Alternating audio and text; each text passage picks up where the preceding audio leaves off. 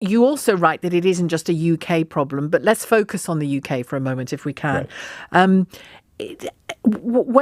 How should they be beginning? Because it seems to me, and I'd love your thoughts on this, but it seems to me that there is, on both sides of the political divide here in the UK, there is a nervousness about discussing the use of migrant workers. It seems like they don't want the words to actually come out of their mouths.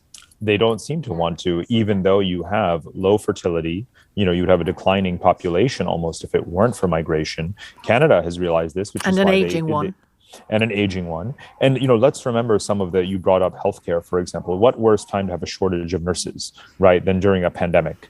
What worse time, quite frankly, when children are home from school and have to do remote learning to force women into the so-called motherhood penalty of having to drop out of the labor force. In America, for example, the data is clear. Women's rights and their professional ambitions have been set back decades as a result of not having sufficient childcare at home. Why are we inflicting this fate upon our women and upon our economy when having the right number of adequately skilled foreigners who integrate into the economy, who become British, let's not forget, and contribute right away to the upkeep and productivity of this economy could have been brought in all this time? Do you believe when Angela Merkel, for example, a few years back, when she invited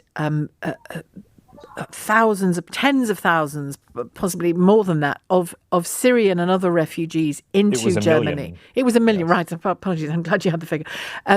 Into Germany.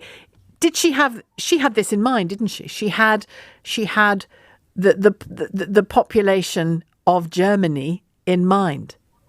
She sort of did, in the sense that she actually used an expression that has kind of two meanings. She said "Wir schaffen es." It was kind of like became the quintessential phrase of the moment, which means in German, we can do it. And she meant it in the cultural sense and in the logistical sense. Yeah, we can do it. She meant it in the cultural sense and the logistical sense. Let's focus on the logistics, because we know that identity and culture is a very challenging topic, and it's a legitimate set of concerns. Mm. However, in the logistical sense, she also knew that Germany is a country that can take these Syrians and these Iraqis and say, what is your skill? What did you used to do? What education do you have? What do you want to do?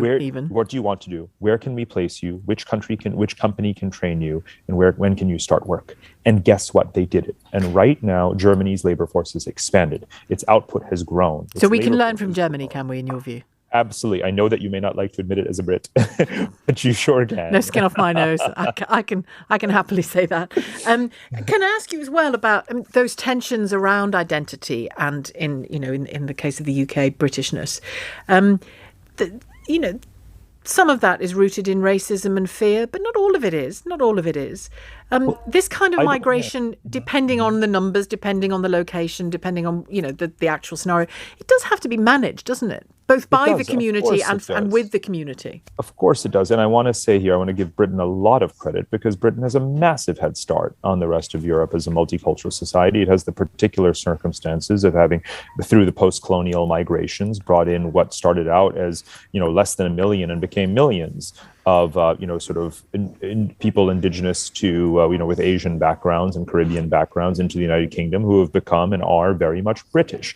And here the rest of the Europe, if not much of the rest of the world, could learn from Britain. And quite frankly, Britain should have a lot more confidence in its ability to absorb new waves of migrants as a result of that experience, which is quite frankly second to none, only the United States. So I absolutely think that, yes, there are sensitivities, but look at the effort that people make when they come to Britain to become British. Sure, you can pick out the people who want to have their parallel societies and their alternative justice and so forth. And we need to do a lot of things. And Tony Blair, going back to his tenure, really tried to push this agenda. And that's something that resources, social spending can be devoted to teaching English and having better education. To make it work. This is not rocket science. Let's be absolutely clear. But there's a lack of political fluency around this issue, though, isn't there, without a doubt? Well, because people think either in terms of, you are not me and therefore it will not work, even though it has worked and all evidence suggests that, or they think in terms of numbers, meaning, we can only have X number a year. We can't have anything more than that in terms of migrants. You should never think in terms of numbers. Okay. You should think in terms of what your needs are.